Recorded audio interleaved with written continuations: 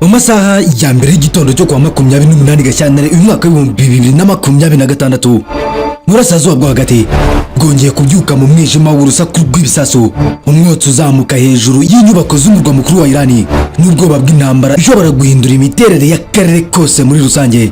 Leta Zunze Ubumwe za Amerika zifatanyije na Isiraheli zagabye ibitero bya misile byibasira Tehran n'indi mijyi itandukanye. Igikorwa cyahise gishyira akarere mu bihe bidasanzwe by'umutekano.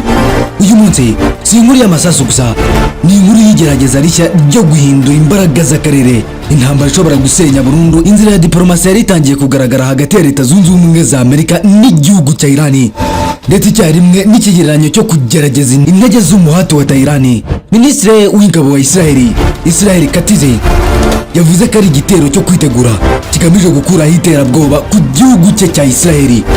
Ibi byahuranye n'amakuru yemezwa n'ibitangazamakuru birimo Al Jazeera, BBC n'ibindi bitandukanye hirya no hino mu isi, byatangaje ko ibisasu byumvikanye mu bice byinshi bya Tehran ndetse no muri Irani muri rusange, birimo agace ka Jomohuru na Saidi Kandani. Ibyo ntaramakuru Faizi na Tasimu byavuze ko n'indi mijyi nka Isfahan, Komu, Karachi na Kermanshah yumvikanyemo iturika ridasanzwe, umwotsi ugaragara hagati mu murwa mukuru wa Irani, mu gihe abaturage bari mu mihanda abandi bahungira mu ngo zabo. Ku ruhande rwa Washington DC muri Leta Zunze Ubumwe za Amerika, Perezida wa Leta Zunze Ubumwe za Amerika Donald Trump yashyize hanze video ku rubuga rwa Truth Social yemeza uruhare rwa Leta Zunze Ubumwe za Amerika muri ibyo bitero. Amakuru yatangajwe n'ibiro ntaramakuru birimo Reuters na Association Press agaragaza ko ibikorwa byari bimaze amezi menshi bitegurwa, mu gihe ibiganiro bya diplomasi hagati ya Washington DC na Tehran byari bikomeje kugenda bigura intege. Ku rundi ruhande, umuyobozi w'ikirenga wa Irani Ayatollah Ali Khamenei yimuriwe ahantu hatekanye nk'uko byatangajwe n'ibitangazamakuru byo mu karere. Televiziyo ya leta ya Irani IRNN yatangaje amashusho y'imyigaragambyo yo gushyigikira ubutegetsi bwa Irani, ahamagarira ubumwe icyarimwe no kurwanya abanzi. Ibi byerekana ko Tehran ishaka kwerekana ko itanyeganyezwa, nubwo ibimenyetso bigaragaza ko Irani igeze mu bihe by'igeragezwa rikomeye. Iki gitero kibaye mu gihe Isiraheli imaze igihe igaragaza ko itanyuzwe n'amasezerano ashobora kugarukira ku mugambi wa kirimbuzi gusa, kandi itifuza ko habaho amasezerano atita ku mugambi wa misile za Irani no ku nkunga y'imitwe igiye itandukanye yitwara gisirikare nka Hamas, Hezbollah ndetse n'abahuti mu bice bigiye bitandukanye mu burasirazuba bwo hagati. Minisitiri w'intebe wa Isiraheli Benjamin Netanyahu yari amaze iminsi ashimangira ko ikibazo atari intwaro za kirimbuzi gusa, ahubwo ko ari ubushobozi bwa Irani bwo kugaba ibitero bya misile no gukwirakwiza imbaraga zayo mu karere k'uburasirazuba bwo hagati. Ku ruhande rwa Leta Zunze Ubumwe za Amerika, kongera kohereza ingabo n'amato y'intambara mu karere k'uburasirazuba bwo hagati byari byatangiye kumvikana mu minsi ishize. Ibi bishobora gusobanurwa nk'uburyo bwo gushyira igitutu kuri Tehran mu biganiro bya diplomasi byari biteganyijwe gukomeza mu cyumweru gitaha. Gusa igitero nk'iki gishobora gusenya burundu cyari gisigaye hagati y'impande zombi. Ikibazo gikomeye ni iki: ese Irani irasubiza ite? Amakuru aturuka i Tehran agaragaza ko igisubizo kizaba kibabaje cyane. Mu ntambara y'iminsi 12 yabaye muri Kamena umwaka ushize, Irani yagaragaje ubushobozi bwo kurasa misile zigera ku butaka bwa Isiraheli, nubwo ingabo zagize igihombo kinini n'ibikorwa bya kirimbuzi byangirika muri Irani. Gusa iracyafite ubushobozi bwo gukoresha intwaro za misile zo mu ntera ndende ndetse no gukoresha abayifasha mu karere k'uburasirazuba bwo hagati. Gufunga ikirere cya Isiraheli na Irani byombi ni ikimenyetso cy'uko impande zombi ziteguye icyiciro gikurikira. Ambasade za Leta Zunze Ubumwe za Amerika muri Katari na Bayirshe zasabye abaturage bazo gushaka aho zihungira, ibintu byerekana ko impungenge y'uko intambara ishobora kwaguka ikagera no mu bihugu bituranye na Isiraheli icyarimwe na Irani. Ishusho ya politike, amahirwe yo gusubukura ibiganiro bya diplomasi aragabanutse cyane. Irani ishobora gukoresha iki gitero nk'urwitwazo rwo gukaza umurego mu mugambi wayo wa kirimbuzi, ivuga ko igomba kwirwanaho. Isiraheli na Leta Zunze Ubumwe za Amerika nabyo bishobora gukomeza ibitero bigamije gusenya burundu ubushobozi bwa misile na kirimbuzi bwa Tehran. Hari kandi ibyago by'uko intambara ishobora guhinduka iy'akarere kose, aho Hezbollah muri Talibani cyangwa imitwe igiye itandukanye tuyegura umwunga na Irani muri Iraq na Yemen ishobora kwinjira mu ntambara mu buryo butaziguye. Ibi byatuma inzira z'ubucuruzi bw'isi, cyane cyane inzira z'inyanja ziyurwamo peteroli, zibangamirwa zigatera ihungabana ry'ubukungu ku rwego mpuzamahanga. Ariko se hari ukuba intambara yatangiye none, ni iki kigiye gukurikira? kugeza ubu umuyobozi w'ikirenga wa Irani Ayatollah Khamenei yahungishijwe. Irani ntiyasubizwa by'ukuri. Ni iki kigiye gukurikira? Ikaze turebera hamwe uko igitero cyagenze, uko ibintu bikomeje kuvugwa hirya no hino mu isi, n'icyo Irani yatangaje nk'iki giye gukurikizaho nyuma y'ibitero bya Leta Zunze Ubumwe za Amerika na Isiraheli kuri Irani. Amazina yanjye nk'ibisanzwe ni Maniragaba Alphonse. Akazi n'inshingano zanjye za buri munsi ni ukukubwira byinshi utamenye biryoheye amaso n'amatwi y'ubyumva. Aha turi OD7 Talk, waba w'ibyegeranyo n'inkuru zicukumbuye, aho ibisobetse urujijo bisobanuka, aho twegura inyandiko tugasobanura ibyisobeka benshi mu kubyisobanurira. Ikaze. Leta Zunze Ubumwe za Amerika na Isiraheli byagabye ibitero kuri Irani, aho ibisasu byumvwa kandi bibonwa hirya no hino muri Tehran. Ibiro ntaramakuru Fariz byatangaje ko ibisasu byinshi bya misile byaturikiye kuri kaminuza no mu Gekajomuhuri muri Tehran. Umwotsi kandi wagaragaye uzamuka muri uwo mujyi, nk'uko byatangajwe n'umunyamakuru wa Leta uri muri Irani. Minisitiri w'ingabo wa Isiraheli Katz yavuze ko Isiraheli yagabye iki gitero cya misile kugira ngo ikureho igitero ku gihugu cya Isiraheli. Umuyobozi wa Leta Zunze Ubumwe za Amerika yabwiye ikinyamakuru Leta ko ibi bitero byagabwe mu rwego rw'ibikorwa bya gisirikare bihuriyeho hagati ya Isiraheli na Leta Zunze Ubumwe za Amerika, byakusanyije indege nyinshi z'intambara n'amato y'intambara muri ako karere kugira ngo bigerageze gushyira igitutu kuri Irani mu masezerano ajyanye n'umushinga wayo w'ibisasu bya kirimbuzi. Ibiro ntaramakuru Association Press byatangaje ko imyigaragambyo mu murwa mukuru wa Irani yabereye hafi y'ibiro by'umuyobozi w'ikirenga Ayatollah Khamenei, nk'uko byatangajwe n'ibiro ntaramakuru Reuters. Khamenei ntagakirita Irani kandi yimuriwe ahantu hatekanye. Ibiro ntaramakuru bya Irani Tasnimu byatangaje ko hari ibisasu byaturitse mu gace ka Sayedi Kahandani mu majyaruguru ya Tehran muri Irani. Nubwo amajwi y'impuruza yavuzaga kandi hagatangazwa ibihe by'ibiza muri Isiraheli, igisirikare cya Isiraheli cyavuze ko cyatanze ubukangurambaga bugamije gutegura abaturage ku buryo ibisasu bya misile bishobora kuraswa bigana muri Isiraheli. Ikigo gishinzwe ibibuga by'indege cya Isiraheli cyatangaje ko ikirere cyose cyafunzwe ku ngendo z'indege za gisivile, gisaba abaturage kutajya ku bibuga by'indege. Hagati aho, ambasade ya Leta Zunze Ubumwe za Amerika muri Katari yashyizeho ibikorwa na gahunda yo gucumbikira abakozi bayo bose, isaba abaturage bayo bose kubikora kugeza igihe hazatangarizwa ikindi cyemezo. Reuters yavuze ko umukozi wo muri Minisitiri y'Ubutabera wa Isiraheli yavuze ko ibitero byari bimaze amezi bitegurwa kandi ko itariki yo kubitegura yagenwe mu byumweru bishize. Perezida wa Leta Zunze Ubumwe za Amerika Donald Trump yashyize hanze video y'iminota 8 ku rubuga rwe nkoranyambaga Truth Social yemeza ko Leta Zunze Ubumwe za Amerika yagize uruhare ku gitero cyagabwe kuri Irani. Ibyo ntaramakuru Faris byavuze ko ibisasu byumvwe mu mijyi ya Isfahan, Qom, Karaji, Shahi ndetse na Karimani Shahi muri Irani. Ibi biro ntaramakuru byatangaje kandi ko ibisasu byinshi bya misile byakubise kaminuza mu gace ka Repubulika mu murwa mukuru wa Tehran. Ibyo ntaramakuru bya Repubulika ya Kisilamu nabyo bivuga ko ibisasu byumvwaga ahantu habiri muri Tehran, bivuga ko umwotsi ugaragara rwagati mu mujyi wa Tehran muri Irani. Isiraheli yabyutse muri icyo gitondo irwana na Irani ku nshuro ya kabiri mu gihe kitageze no ku mwaka. Mu bice bitandukanye bya Tel Aviv birimo gusa muri iki gitondo cyo mu mpera z'icyumweru, mu gihe umujyi utegereje igisubizo cya Irani ku bitero yagabweho mu gitondo cyo kuri uyu wa gatandatu. Ubwo ari nako bibuka ibisasu bya Irani byaturitse mu mazu y'amagorofa mu ntambara y'iminsi 12 muri Kamena umwaka ushize wa 2025.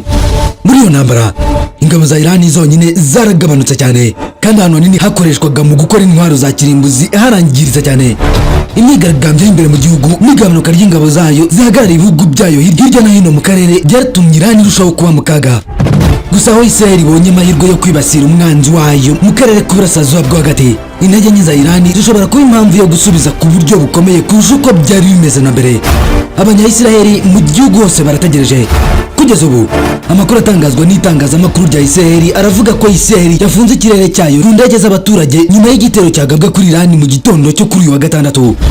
Ibiro ntaramakuru Tasnimu bifitanye isano n'umutwe w'ingabo zirinda impinduramatwara za Kisilamu uvuga ko ikirere cya Irani nacyo cyafunzwe. Amakuru atangazwa n'itangazamakuru rya Isiraheli n'irya Leta Zunze Ubumwe za Amerika aravuga ko Leta Zunze Ubumwe za Amerika yafatanyije na Isiraheli mu gitero cyagabwe kuri Irani. CNN yatangaje ko igitero cya Isiraheli cyayihuje na Leta Zunze Ubumwe za Amerika kandi ko ikinyamakuru ya Net News cyo muri Isiraheli nacyo cyabitangaje. Ikinyamakuru BBC cyavuganye n'umuyobozi muri Amerika kugira ngo bemeze ayo makuru. Ikinyamakuru cya leta ya Irani IRNN mu nyandiko yacyo cyemeje ko hari amakuru y'ibitero byagabwe kuri 28 Gashyantare i Tehran nyuma y'uko Isiraheli yabyise igitero cyo kwitegura Irani. Umunyamakuru yagize ikibazo cy'amajwi saa 12:30 ku masaha ya GMT mbere yo kongera gukoresha porogaramu yerekana ifoto ivuga umwotsi mwinshi n'urusaku rw'ibisasu mu bice bimwe na bimwe by'umurwa mukuru wa Irani, Tehran. Nyuma yaho IRINN yashyize ahagaragara amashusho yafashwe amajwi y'imyigaragambyo yo gushyigikira ubutegetsi iherekejwe n'umuziki n'amagambo y'umuyobozi w'ikirenga Ayatollah Khamenei ahamagarira ubumwe bwo kurwanya abanzi ba Irani, hamwe n'ibiganiro bishyigikiye Repubulika ya Kisilamu barwanya ukwivanga kw'amahanga imbere mu gihugu cya Irani. Itangazo ryavugiwe muri Isiraheli ahagana saa 2:15 ku masaha yo muri ako gace, ni ukuvuga saa 12 za mu gitondo ku isaha ngenga amasaha GMT, rimenyesha abantu ko hashobora kuba igitero cya misile. Ibitero bya Isiraheli biba mu gihe abayobozi ba Leta Zunze Ubumwe za Amerika n'aba Irani bashyizeho ingamba za diplomasi zo guhagarika gahunda ya kirimbuzi ya Irani no gukumira intambara, kandi byari byitezwe ko ibiganiro bizakomeza mu cyumweru gitaha. Irani yari yagize ikigeraho muri ibyo biganiro nubwo perezida wa Leta Zunze Ubumwe za Amerika bwana Donald Trump yari yateye ubwoba ko azagaba igitero kuri Irani kugira ngo ashyire igitutu ku bayobozi bayo icyarimwe no kugira ngo bemere amasezerano. Ku munsi w'ejo Trump yavuze ko atashimishijwe n'uburyo ibiganiro byari birimo bigenda, aho Trump yategetse ingabo za Leta Zunze Ubumwe za Amerika ko ziyongera cyane mu burasirazuba bwo hagati kuva Leta Zunze Ubumwe za Amerika yagaba ibitero muri Irani mu mwaka wa 2023. Gusa nta kintu kinini yakoze mu gusobanura impamvu hashobora kuba ngombwa ko habaho ibikorwa bya gisirikare ubu. Hagati aho Iran yagiye yumvikana kenshi ko izasubiza ibitero mu buryo bwa gisirikare. Minisitiri w'ingabo wa Isiraheli Katz yavuze ko iki ari igitero cyo kwitegura cyari kigamije gukuraho iterabwoba ku gihugu cya Isiraheli. Muri Kamena umwaka ushize Isiraheli yagabye igitero kuri Irani bituma habaho intambara y'iminsi 12, aho amaherezo Leta Zunze Ubumwe za Amerika byarangiye ifatanyije na Isiraheli muri iyo ntambara yibasira inyubako zakorerwagamo kirimbuzi muri Irani. Mu minsi ishize Minisitiri w'intebe wa Isiraheli Benjamin Netanyahu yari yaraburiye ku cyo bita ko ari ikibazo cy'ibisasu bya misile bya Irani bishobora guteza ibibazo ku gihugu cye, kandi yanagaragaje ko atemera amasezerano yibanda gusa ku mugambi wa kirimbuzi wa Irani. Irani yari yaranze kuganira ku bijyanye na gahunda yayo ya misile ikoreshwa mu buryo bw'ikoranabuhanga ndetse no guhagarika inkunga yayo kuba yihagarariye mu bihugu byo mu karere k'uburasirazuba bwo hagati, harimo Hamas muri Gaza, Hezbollah muri Libani n'imitwe yitwara gisirikare muri Iraq n'Abahuti muri Yemen. Ivuga ko ibisabwa atari ukubahiriza ubusugire bwayo. Andi makuru y'ibisasu bya Turkiye Irani ubu ari kugaragara mu bitangazamakuru muri Irani. Ibyo ntaramakuru Fasir bifitanye isano na leta muri Irani birimo gutangaza ko hari ibisasu bisa byinshi byumvwe mu majyaruguru no mu burasirazuba bwa Tehran. Ibiturika bitatu byumvikanye mu mujyi wa Tehran nk'uko bivugwa n'ibitangazamakuru byo muri Irani. Ibyo ntaramakuru Fas bivuga ko byakiriye amakuru avuga ko ibisasu byinshi bya misile byagabwe nk'ibitero mu gace ka Repubulika mu murwa mukuru wa Irani. Isiraheli yatangije icyo yise igitero cyo kwitegura kuri Irani. Mu itangazo ryasohotse muri iki gitondo, Minisitiri w'ingabo za Isiraheli Katz yatangaje ko mu gihugu cyose muri Isiraheli agiye kubaho ibihe bidasanzwe kandi bihoraho by'ibiza. Ambasade ya Leta Zunze Ubumwe za Amerika muri Katz na Bahrain yabwiye abakozi bayo gushaka aho bahungira kuri uyu wa gatandatu, zinagira inama abaturage ba Leta Zunze Ubumwe za Amerika kubikora nyuma y'uko Leta Zunze Ubumwe za Amerika na Isiraheli bagabye ibitero kuri Irani. Ambasade yatanze amatangazo abiri atandukanye kirimo gutegura ahantu ho gucumbikira abakozi bayo bose, aho yavuze ko isaba abanyamerika bose kubikora kugeza igihe hatanzwe irindi tangazo, kandi ko isaba abaturage ba Amerika gushaka ahantu hatekanye mu ngo zabo cyangwa mu zindi nyubako zitekanye. Umukozi wa Irani yabwiye ibiro ntaramakuru Reuters ko Tehran irimo kwitegura kwihorera ku nyubako nyuma y'uko Isiraheli igabye ibitero kuri Irani mu gitondo cyo kuri wa gatandatu. Kuri wa gatandatu Isiraheli yafunze ikirere cyayo cy'ingendo z'indege z'abaturage nyuma yo gutangaza ko yakoze ibitero byo gukumira kuri Irani no gutanga impuruza kuri Yerusalemu. Minisitiri muri Rugevu yatangaje ko nyuma y'uko hari ikibazo cy'umutekano muke, Minisitiri w'ubwikorezi yategetse umuyobozi w'ikigo gishinzwe iby'indege z'abasivile muri Isiraheli gufunga ikirere cya leta ya Isiraheli mu kudakoresha indege z'abasivile. Irani kandi yavuze ko yafunze ikirere cyayo kugeza igihe hazaba ahandi makuru nyuma y'ibisasu byinshi byaturikiye mu murwa mukuru Tehran n'ahandi hagiye hatandukanye mu gihugu cya Irani, nk'uko ikigo gishinzwe indege z'abasivile kibitangaza. Umuvugizi w'ikigo cy'indege z'abasivile muri Irani nk'uko byatangajwe n'ibiro ntaramakuru Tasnimu yavuze ko ikirere cy'igihugu cyose gifunze kugeza igihe hazatangarizwa ikindi cyemezo, uko amahirwe y'uko habaye intambara ya gisirikare na Leta Zunze Ubumwe za Amerika yagenda yiyongera. Umuyobozi wa Irani Ali Khamenei yahaye Ali Rajani, umunyamabanga w'inama nkuru y'umutekano w'igihugu, inshingano zo gukomeza imiterere ya politike no gucunga imiterere y'intambara. Ibi bitero ntibigarukira ku guturika kw'inyubako cyangwa umwotsi ugaragara hejuru mu kirere cya Tehran, ahubwo ni igikorwa gishobora guhindura amateka y'akarere k'uburasirazuba bwo hagati. Isiraheli ibona ko iri gukoresha amahirwe yo guca intege umwanzi wayo ukomeye mu gihe ari mu bihe by'intege nke ze. Leta Zunze Ubumwe za Amerika gishobora kuba iri gushaka kongera kugaragaza imbaraga zayo mu karere k'uburasirazuba bwo hagati. Gusa amateka y'uburasirazuba bwo hagati atwereka ko igitero cyose kuri Irani iba ifite igisubizo, kandi ko igisubizo gishobora kurenga kure cyane ibyo wagabye igitero yizeye. Abaturage ba Tel Aviv, Tehran, Bayirshe na Bagdad bari mu gihe cyo gutegereza kumenya niba umunsi nijoro riraza kuba intangiriro y'intambara ndende cyangwa niba hazabaho inzira nshya ya diplomasi izahosha uyu mwuka mubi. Mu gihe ibisasu bikomeye bikomeje kumvikana hirya no hino mu burasirazuba bwo hagati, ikibazo si uko ibihugu byombi bitangiye intambara, ikibazo ni uburyo izahagarara. Twe duhari buri gihe ngo tubagezeho ibigezweho, naho mu biganiro n'amakuru tubategurira umunsi ku munsi. Amazina yanjye nk'ibisanzwe ni Maniragaba Alphonse. Akazi n'inshingano zanjye za buri munsi ni ukukubwira byinshi utamenye biryoheye amaso n'amatwi y'ubyumva. Aha turi OD7 Talk, waba ubyegeranyo aho ibisobetse urujijo bisobanuka, aho twegura inyandiko tugasobanura ibyisobeka benshi mu kubyisobanurira, naho mu biganiro n'amakuru yacu bitaha. Ciao.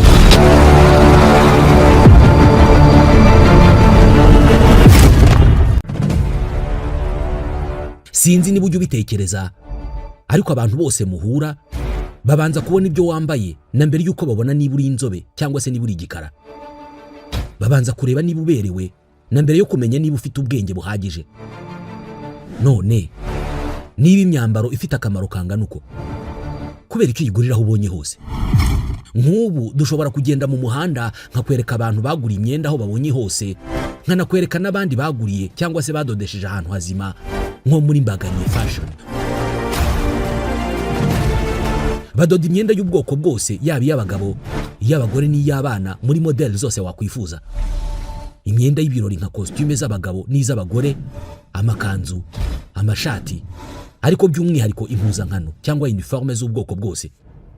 Ibigo by'abanyeshuri, abashinzwe umutekano, amarestaurant, amahoteli n'abandi bose bakenera uniforme. Nka ibyo bitari bihagije, Bagabye fashion inigisha kudoda. Abahize mbere ubu ngubu bari mu kazi. Nta gikwiye kukubuza guhamagara cyangwa se kwandika ubutumwa kuri 07 82 08 03 21 cyangwa ukabasanga aho bakorera ku Kicukiro Ziniya, ubundi ukareba uburyo hari abadozi, hakaba na Bagabye fashion.